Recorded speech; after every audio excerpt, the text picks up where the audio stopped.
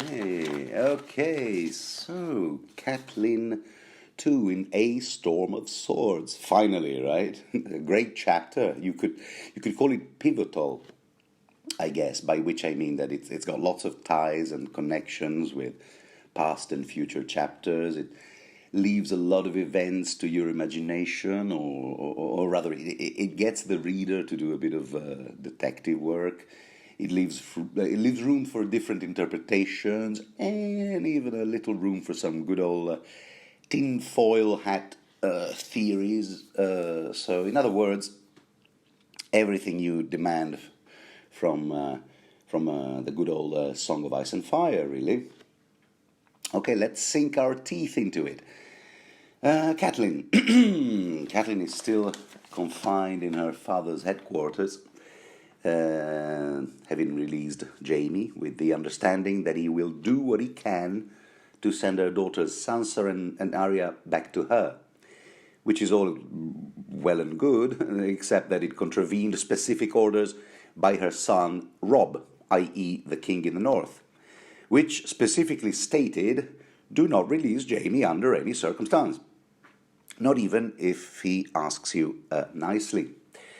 And incidentally, what did she think? Did she really think that Jaime was really capable, even if willing, of casually walking into King's Landing as a sworn member of the King's Guard and dispatch the girls to River Run, which in turns would have entailed disobeying orders from a different king? But, hey, you know Catelyn, right? I acted on a mother's impulse, and a mother has to do what a mother has to do, and a mother always knows, and a mother never knows, and a mother this, and a mother that. Every time you question her, she's always playing the mother card, which I don't really blame her, actually, what with the whole Bran and Rickon tragedy that she thinks has taken place. So, yeah. In fact, it surprises me how she's still, all in one piece, but you know how those people are. Solid, tough, up north, aren't they? So anyway, so that's why she's confined to her father's solar, which, as cruel and unusual punishments go, it's not too bad. If not for the fact that her father is dying and delirious, and the only thing he keeps saying is that mysterious word, tansy. And the only time that he's satisfied is when he's all drunk. Dun, dun, dun. Used to sing the animals. So, bottom line is, it's not really great company right now, Mr. Hoster. And the chapter opens with Robb returning to River Run. She can tell by the dogs. The dogs are all going apeshit on account of the direwolf, Grey Wind, who was always at Robb's side. And incidentally, the dogs are barking because Grey Wind is right with them in the kennel, as we'll soon see. It's kind of like the opening scene of The Thing, John Carpenter, 1982, there's a dog in the kennel that really does not belong there. No spoilers if you haven't seen that beautiful film. So also Sir Robin Ryger, who had been tasked with recapturing Jaime and bringing him back, has also returned in the meantime, having failed in his mission. Not only that, but he and his men were forced to return on foot because, as we know, Brienne had crashed and sunk their boat. Ha ha, loser. No, but I mean, they did what they could, What are you going to do? Brienne, quick thinking, good initiative. She's a great military, you know how it is, strategist. But here something interesting happens right on the next page, right here. Catelyn recalls that right after her final argument with her brother Edmure, is that how you? Edmure, not sure how you pronounce it. So that the final argument with her brother, which would be right at the end of Catelyn 1, she remembers hearing a lot of angry voices somewhere in the castle, and all she could see from the terrace was a whole bunch of Freys doing a lot of angry gestures, shaking their fists. Imagine kind of like in a silent movie, not so silent really, and then leaving in a rush, obviously unhappy about something, and going as far as trampling on one of the Stark banners lying on the ground, going back and forth with their horses, as if to say, "This is what we think of you, take that." And too bad that their horses didn't feel like taking a massive dump on the banner, because otherwise they would have done that too. At which point Catelyn wondered what her brother Edmure, because of course he's something screwed up is going down, and surely my brother is to blame, she keeps thinking. What could Edmure possibly have done to make them so mad? And okay, this is probably a good time to reiterate my no spoilers policy. In this series, I will only be looking back and not forward, okay? But can I just assume that you, dear listener, have at least made it to the end of this very chapter? Even if the off chance that you happen to be a first-time reader? And if you haven't, then what are you doing here? Go and read the chapter, mate. But if not, all right, stick with me, because we're going to have a great time dissecting this thing, I hope. Because what we know is that, yes, what these Freys are upset about is indeed something that Edmure had told them, but concerning an offence caused by Robb, King of the North, because this whole thing ties in beautifully with chapters from both Book 1 and 2. Okay, so here we go. We know from Catelyn 9 in A Game of Thrones that in exchange for the crossing of the twins, a strategic necessity for Robb's host, old Walder Frey had demanded a whole bunch of things, among which 2 marriages.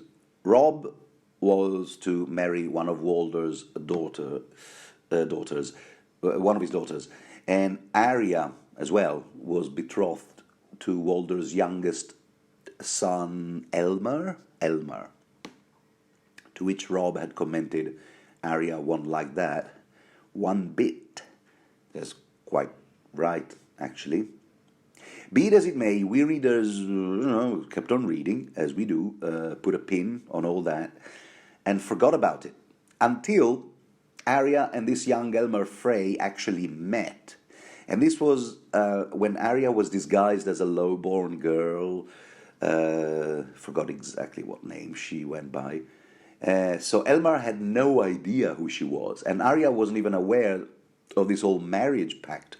So neither of these 2 kids had any idea that they were betrothed to each other. So here's the scene, okay? It all happens in Area 10 from A Clash of Kings. And the setting is Harrenhal, because Elmar squires for Lord Roose Bolton and is part of his army when it takes Harrenhal. So Elmar is there behaving like a proper young Frey that is like a little shit.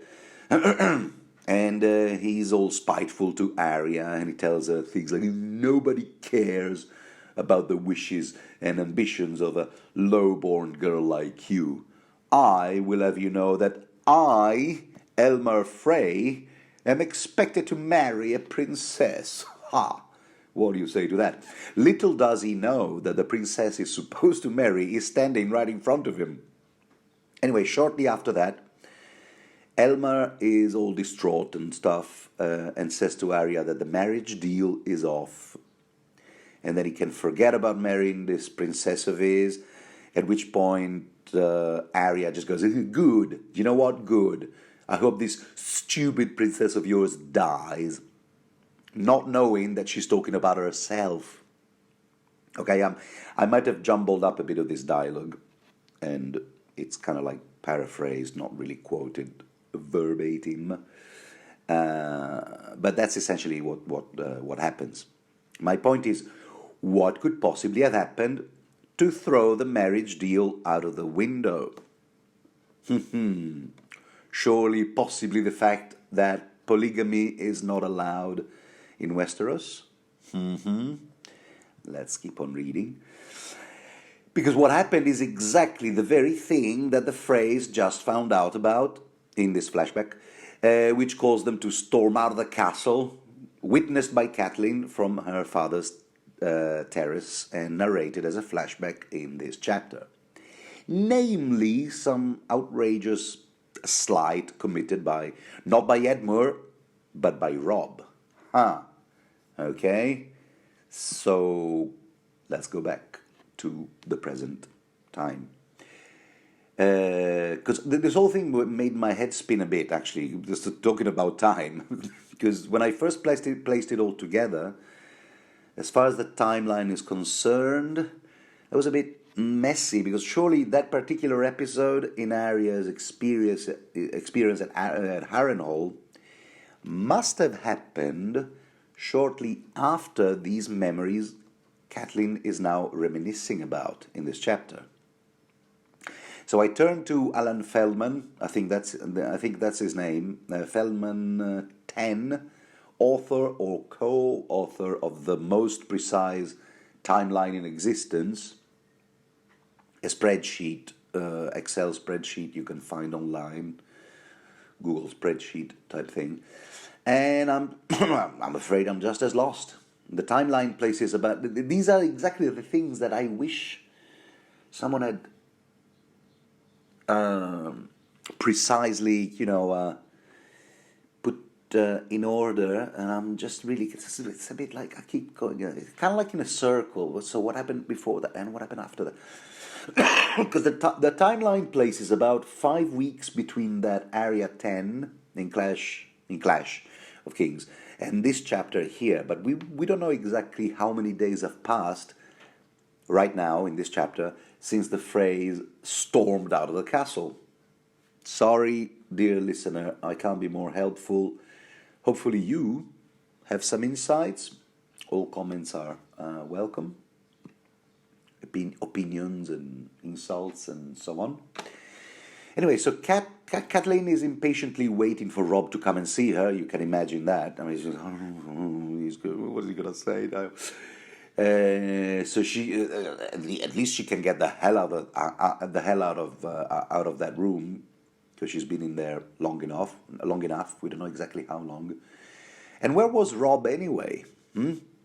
Dear reader, last we heard, he was in the Crag, Western Territory, kicking Lannisters and associates' arses.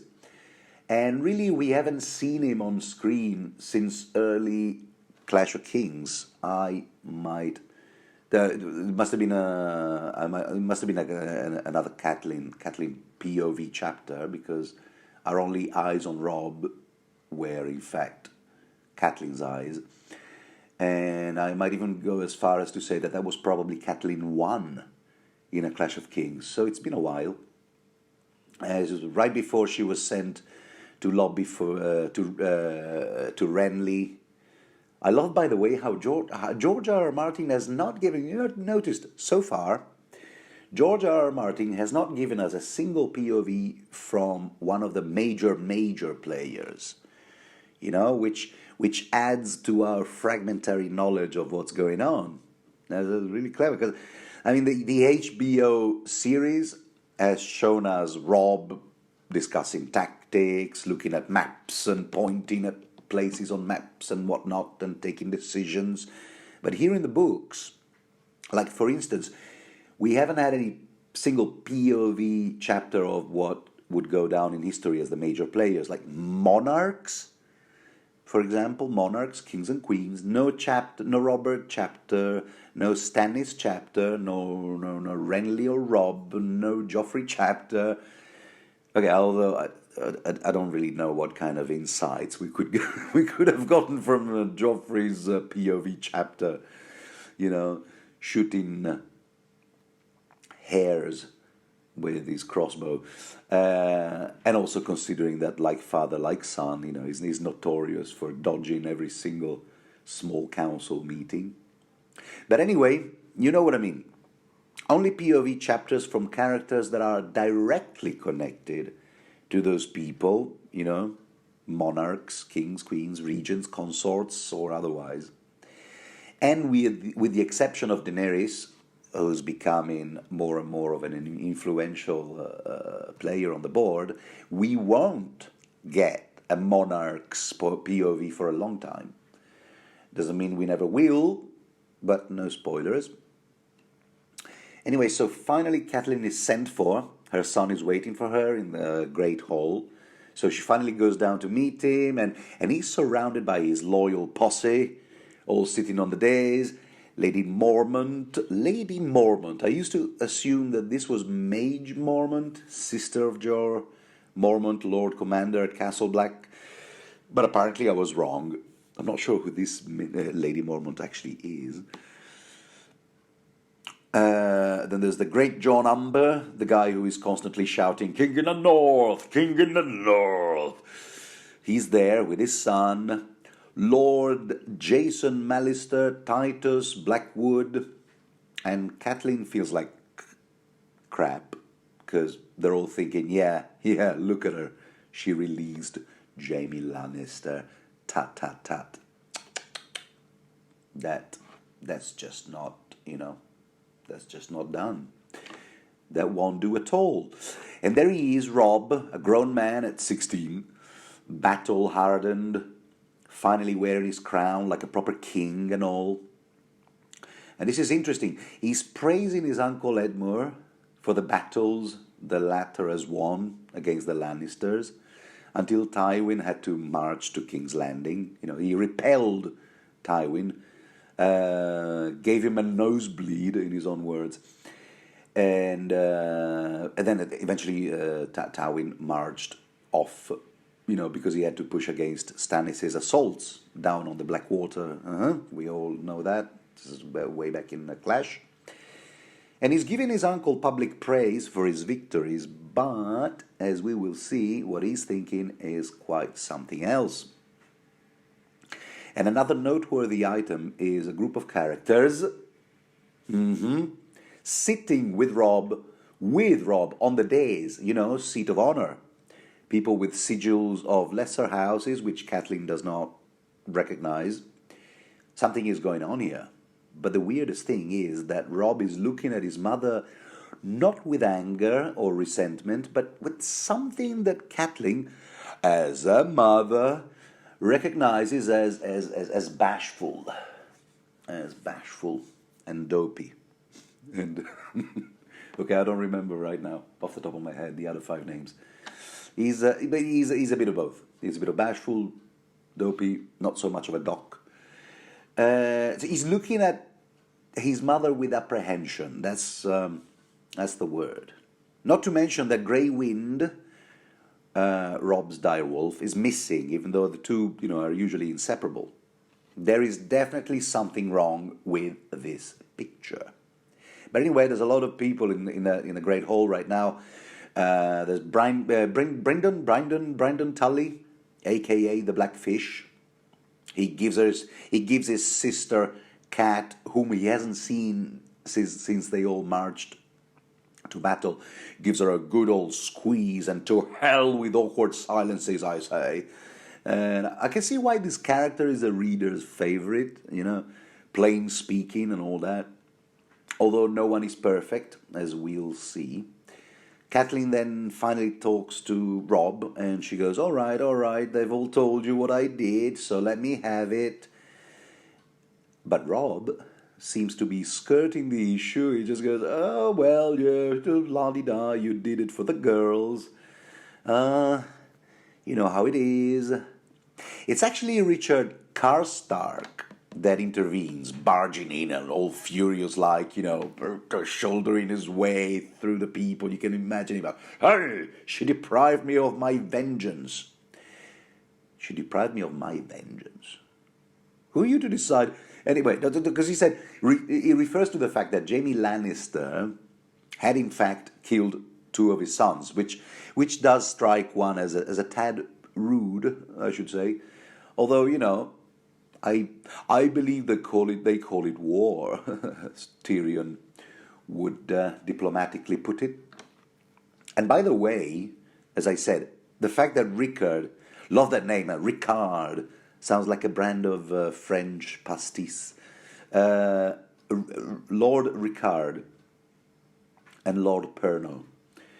If he said, "my vengeance," does that mean that he never viewed Jaime as a valuable bargaining chip? That, first of all, whose fate was not his to decide, but his king's. It was his king's hostage, not his own hostage. And the valuable, bargaining chip with the enemy. But does that mean that he was still contemplating murdering him at some point in cold blood? Ricard, discipline, hierarchy, chain of command. It's not for you to decide what to do with Mr. Lannister J. So there's a back and forth with the great John. It was a mother's folly. Here we go again. No, I call it treason, and so forth. Until Robb has to stop being a flamingo, meaning that he has to put his foot down. Ha, ha, ha. Yeah, I know, I'm good like that today. And he's all like, enough. Enough. See, Robb has to walk a tightrope here, because on the one hand, he has to be seen as condemning his mother's folly, but on the other hand, no one talks to his mum like that. So he goes, and Catelyn says, oh, when he said enough, he sounded like Brandon. Did she mean Brandon, Ned's older brother, whom Catelyn was supposed to marry, in which case enough would sound like enough? Or did she mean her son, Bran, in which case it would be more like enough? Because, we always see Bran, trying to hold back the tears whenever things don't go his way. Poor kid.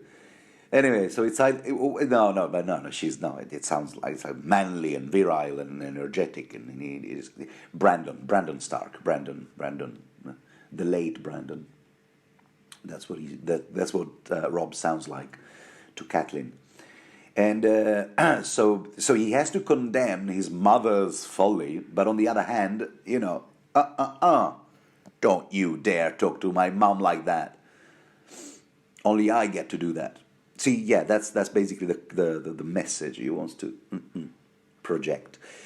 And also, he does something really sneaky, Robbie boy, because he's all like, well, what you did, mother, you did out of love, and we got to follow our hearts, don't we, mother? Don't we, mother? Wouldn't you say that's a statement you would agree with, huh? Mum, sign here on the dotted line, if you please. Initials here. You see what he's doing? Because the fact is, Robb also did a massive poo-poo, shall we say. He did an irrational act that runs contrary to the general Northmen's strategy in this war. And he did that out of love, or so he thinks. And he wants to prime his mother and put her in the right disposition to forgive him. You see how sneaky? Oh, not bad. As for Rickard Karstark, these nuances are wasted on him.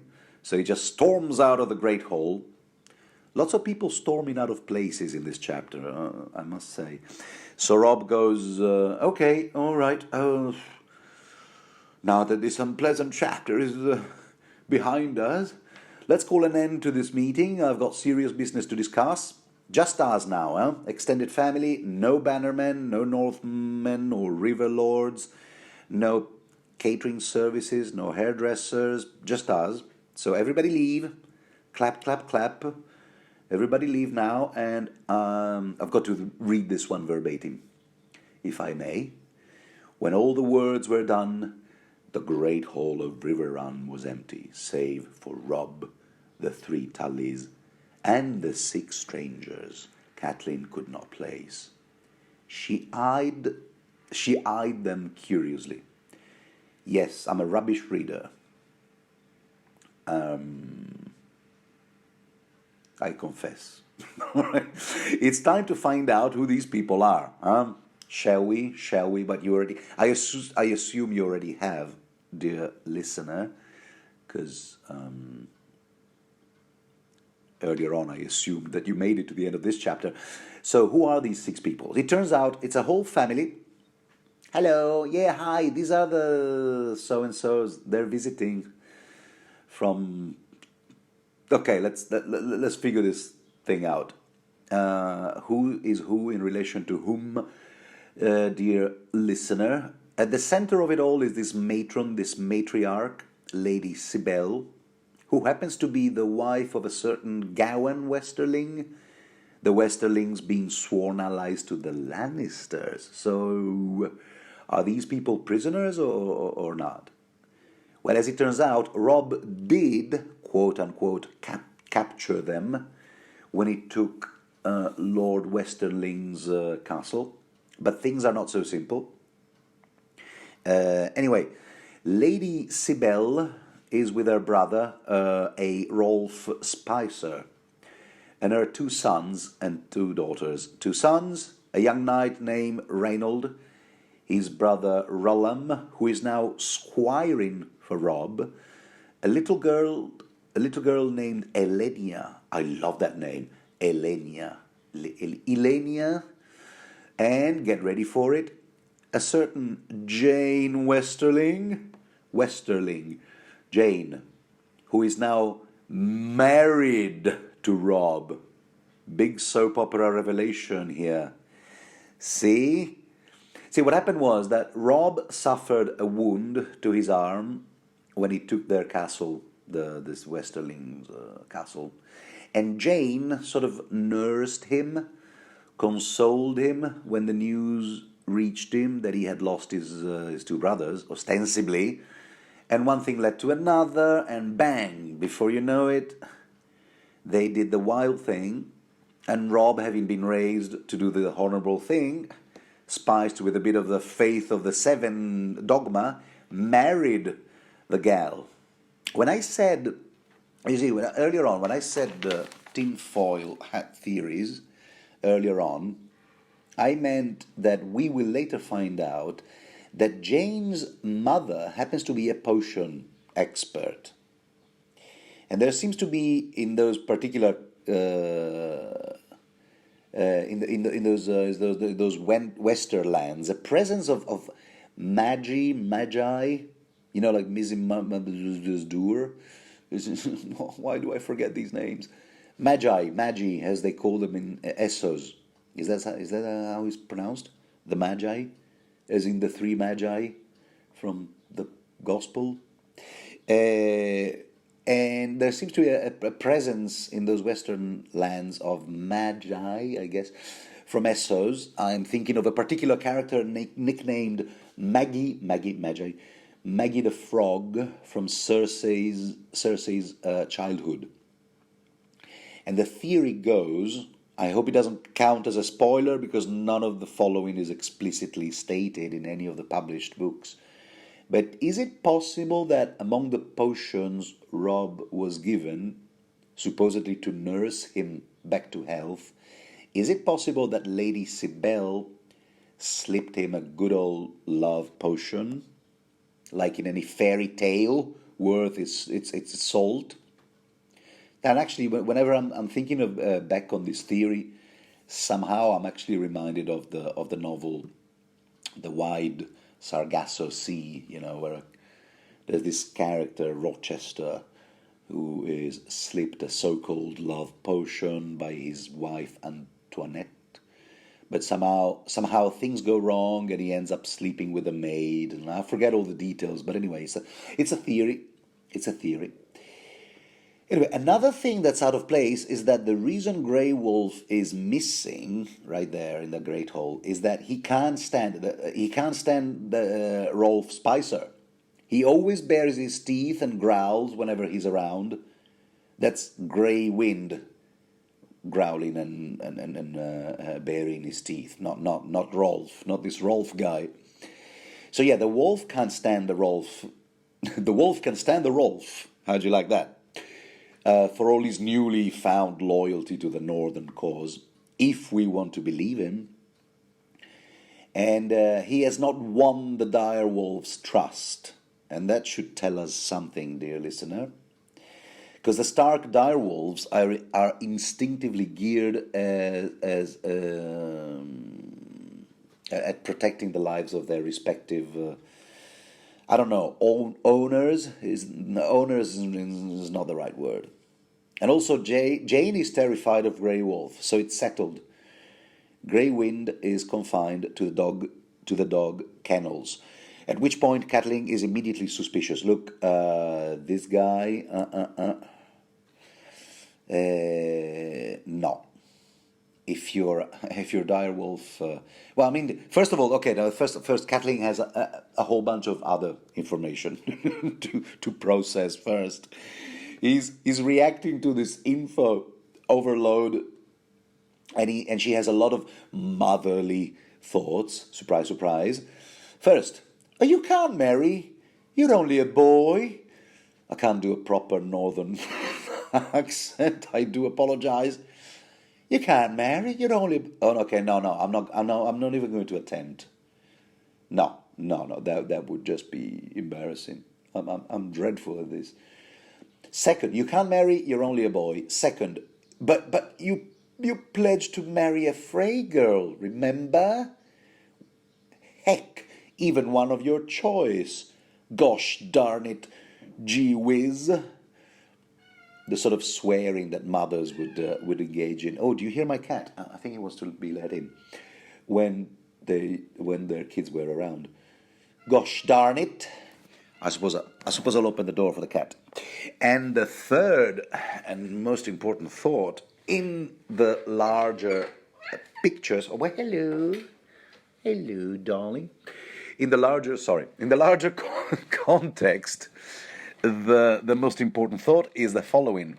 Oh dear, Robbie, no, you doomed us all.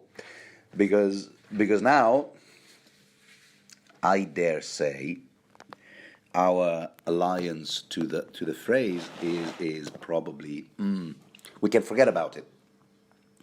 We can forget about our, our alliance to with the fray. You have doomed us all, you foolish boy. And finally, it's only finally that her thoughts turn to Grey Wind, and she goes, look, if Grey Wind doesn't trust this Spicer dude, who incidentally adopted the sigil of the Pepper Tree, because he really did make his fortune dealing with spices. He's an upstart, they call him, contrary to the Westerlings, who are old nobility. And it's just like in the Middle Ages, when trades and what do you call it, guilds would eventually become surnames. Anyway, Catelyn's point is, look, if your dire wolf doesn't trust this Spicer dude, you gotta send him as far from you as humanly possible. At which point Don Corleone would beg to differ. Just keep your friend, and I'm not even going to attempt a Marlon Brando impression. And besides, I will have you know, this is all about the novels, so I'm quoting Don Corleone from Mario Puzo's book. Keep your friends close and your enemies closer, Don Corleone would say.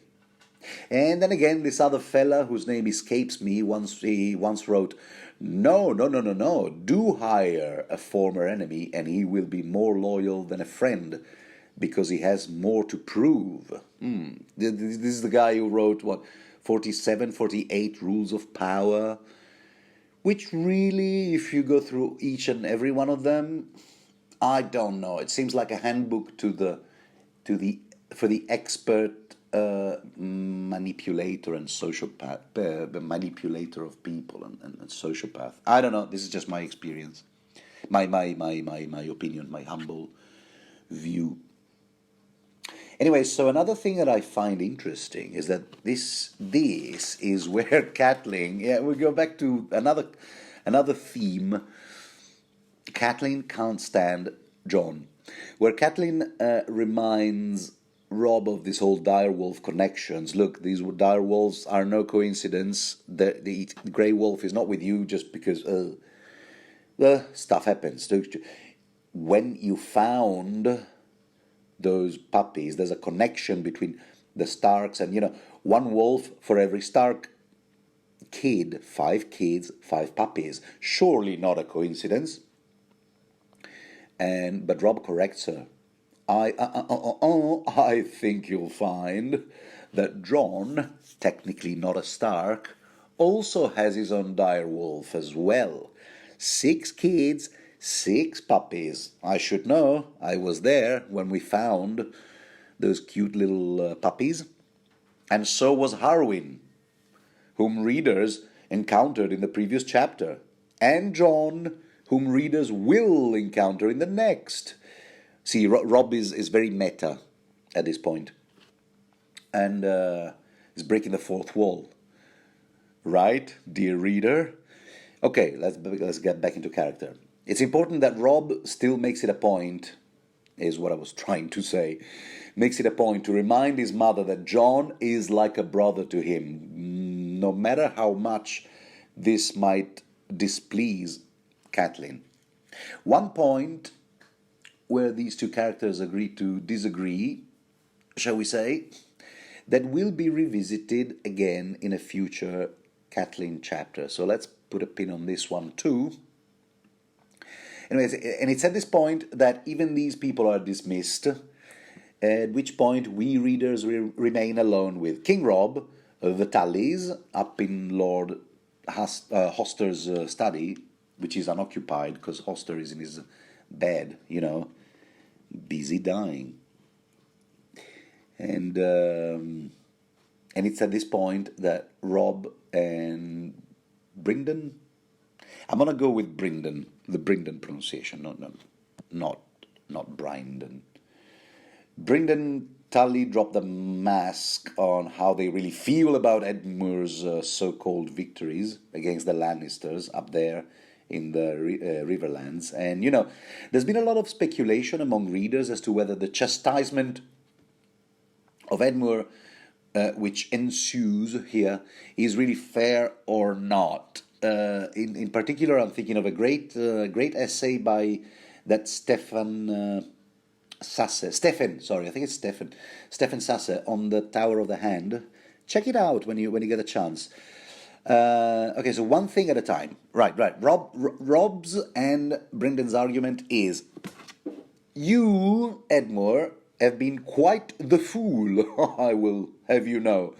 Your instructions were to defend this very castle. Your instructions were to defend this very castle, no more than that. Not to go out there and pick fights with the Lannisters.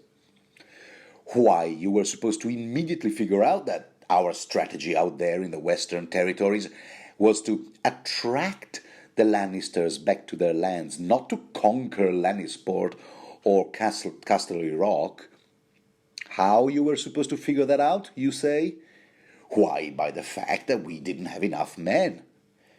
Okay, call me crazy, but it does seem to me like Edmure here was expected to be a bit psychic, I mean, among those super clear instructions, would it have killed Rob and Brynden to quickly go over that strategy with Edmure? Literally 1 minute's chat, face to face, keep it to yourself, but this is what we're aiming to do. Would it have, killed them? So this is where I bring Stefan Sasse's essay, which is titled "Two Characters Unworthy of Praise," highly recommended. And that's where his 2 main points are. That's what his 2 main points are. Okay, first of all, Edmure is due a little more respect, considering that we are under his roof. That's right, he is the de facto Lord of House Tully right now. And the second point is that, okay, they scold Edmure for having fought and won the Battle of the Stone Mill instead of having helped trapping the Lannisters west, to the point that Lannisters were actually able to march away and head to King's Landing and liberate it from Stannis' attack. Yes, that is true. But I'm going to quote here. This is from the essay. Edmure put his frustration into good use for a cause that wasn't even his own to begin with. It would have been the responsibility of a military leader like Brynden Tully to realize the situation of Edmure. Instead, he just gives the burden of defeat to Edmure. Had Robb wanted to go through this elaborate plan, which I seriously doubt even existed in the first place, before Edmure presented himself as such a convenient scapegoat, he should have told his third in command, which incidentally by rights should be second in command anyway. Stonemeal is Robb's disaster, and it's the Blackfish's disaster, just as much as it is Edmure's. But then again, I seriously doubt that these guys really had the plan that they tell Edmure he ruined.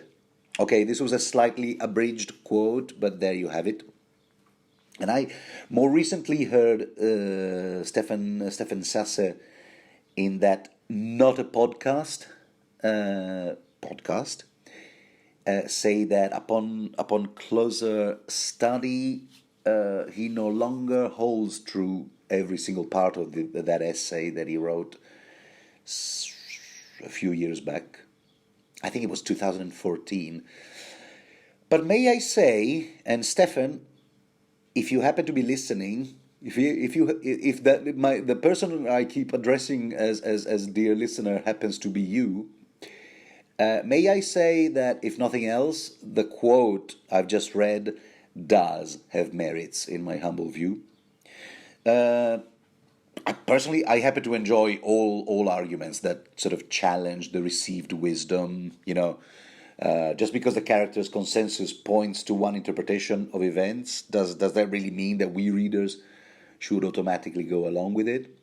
And if there's one trope, or one tropes and connected sub-tropes that are Georgie boy is fond of and does not deconstruct, is the unreliable narrator, in which case it's that would be Catelyn, but also the shall we say the hero with the flawed hero, which is squarely Robb, 100%, and not so much the knight in shiny armor.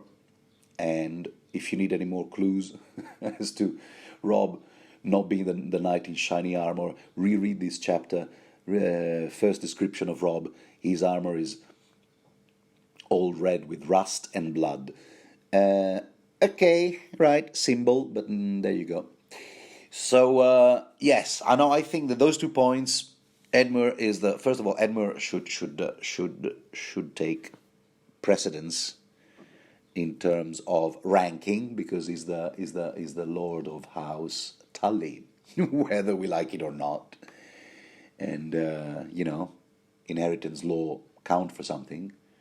And despite all that, he's still treated like a child by pretty much everyone, even his own nephew.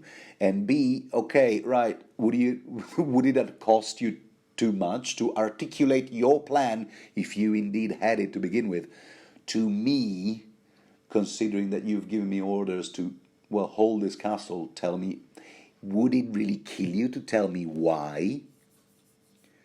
Instead of having this attitude of, don't do the thinking, we do the thinking. All right, I said everything I wanted to say. And there's just one final point that I would like to make, because the fact remains, a good case could be made that not Edmure's actions, but rather Catelyn's and Robb's actions combined engendered way more irreparable harm to the Northerners' cause. No spoilers, but we will see. We'll see. It would be open and shut. The case would be open and shut. Anyway, all opinions are welcome. Freedom of speech in this channel, all the way, you know. Article 19 of the International Convention of Civil and Political Rights is sacred here. Say what you like. So anyway, so well, look, I'm gonna have to look up. I'm gonna have to hear George R. Martin pronounce these names at some point, especially ASOS names, because I'm useless with those. So Brynden, aka the Blackfish, continues scolding Edmure, explaining that messengers sent from the Tyrell were able to reach Tywin with word of what was happening in King's Landing, and because the Tywin's army was not trapped there in the west, because of Edmure's fault apparently for delaying Tywin, and blah blah blah, cry. While Catelyn is Catelyn in the meantime is miles away, you know, mentally, and she keeps engaging with motherly thoughts like, oh yeah, that's right, the Tyrells, yeah, the Tyrell. Why couldn't Robb marry that Marjorie instead? Yeah, with those firm. I mean, that would have won us a solid alliance, huh? Yeah. Meanwhile, Edmure looks so humiliated that it's hard not to feel for him. I guess that's why certain readers feel sympathy for this guy. Oh God, who's ever been in such an awkward situation when you feel like the loser, and he's like, okay, let me make amends. Okay, I screwed up. Tell me what to do to fix it. He really doesn't sound like the Lord of the Castle right now, which he is really. But Robb is all concerned about his next battle with the Lannisters, which won't be just the Lannisters this time, but a force of Lannisters and Tyrells combined, not to mention replicants, because the Tyrell Corporation has replicants on it. So we should never forget that, huh? Is that right? Isn't that right? Ridley Scott? Ha ha ha. I'm good like that today. But Catelyn reminds Robb that there are other priorities, such as, I don't know, Winterfell occupied. But it's funny because of the way she phrases it. Because she says, as long as Theon sits on your father's seat with your brother's blood on his hands. Okay, perhaps not funny, ha. But my point is, Catelyn isn't up to speed with the latest events in Winterfell. But indeed, what are the latest events in Winterfell? Because the last time we readers had a POV with eyes on Winterfell was through the eyes of Bran, and Winterfell was abandoned, deserted, and in ruins.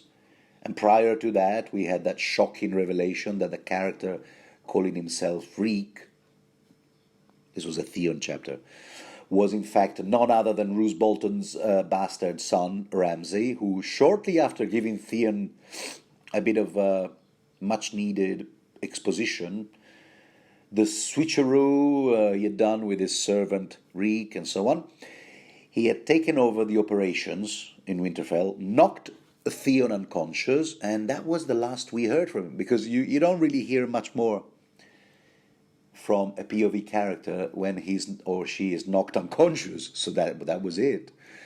So yeah, where is Theon right now? Isn't it dead? Is he being killed? Is he captive? Will we ever find out? I'm asking these questions in the off chance that you, dear listener, happen to be a first-time reader. Anyway, Robb is all excuses like, yeah, well, I've been meaning to march to Winterfell, but you know how it is. Really busy month, if only. At which point Cat just goes, yeah, well, if, too late for if. All that's left now is vengeance. Which I find really interesting. For a character who keeps saying that killing this or that dude won't bring back the dead, she says it all the time, really, to others. And she did say as much to Rickard Karstark, literally in this chapter. Unless, of course, this might be another foreshadowing of an aspect of Catelyn's that we won't see until we reach the epilogue of this very book, A Storm of Swords. And by now I'm kind of losing count of all the foreshadowing bits pointing in that direction.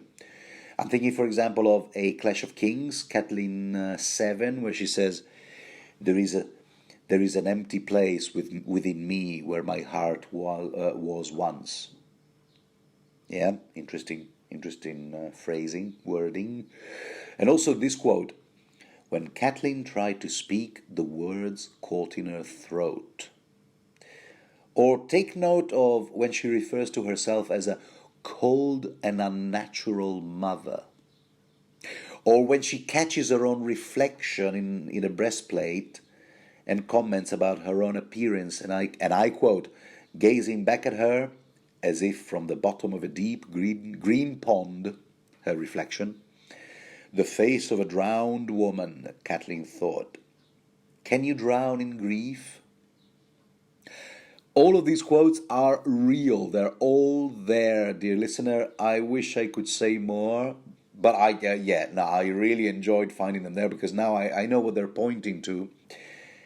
And so will you, if you are a first-time reader, when you reach the epilogue of this novel, this installation in the series, this installment in the series. And but now I'll zip it about it. I will zip it thoroughly. I've already said too much, so I don't want to be an oath breaker, you know. So from their next exchange, we infer that last they heard, Sir Roderick was assembling a host to retake Winterfell. I'm still going back to what happened in Winterfell. Who went where? Who is alive? Who's captured? Who's dead? What happened to Theon? So Sir Roderick was assembling a host to retake Winterfell.